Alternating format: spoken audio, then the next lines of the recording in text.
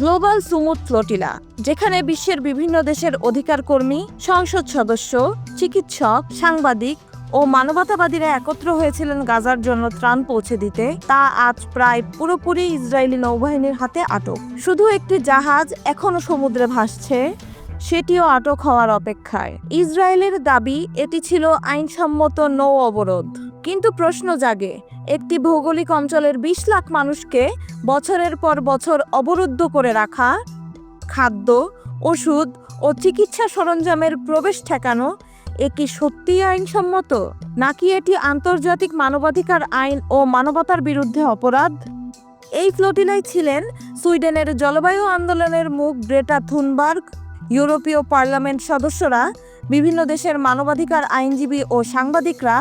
তাদের উপস্থিতি প্রমাণ করে এটি ছিল আন্তর্জাতিক নাগরিক সমাজের এক শান্তিপূর্ণ প্রচেষ্টা। কিন্তু ইসরায়েলের চোখে তাও হুমকি হয়ে দাঁড়িয়েছে। ২০০৯ সালে গাজা অবরোধ শুরু হওয়ার পর থেকে একাধিকবার এমন ফ্লোটিলা উদ্যোগ দেখা গেছে।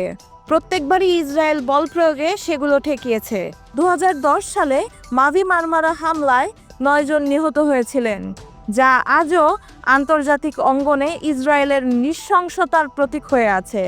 আজকের আটক অভিযান দেখাচ্ছে ইসরায়েল কেবল গাজাকে নয়, গাজার পাশে দাঁড়ানো পৃথিবীকেও অবরুদ্ধ করতে চাইছে।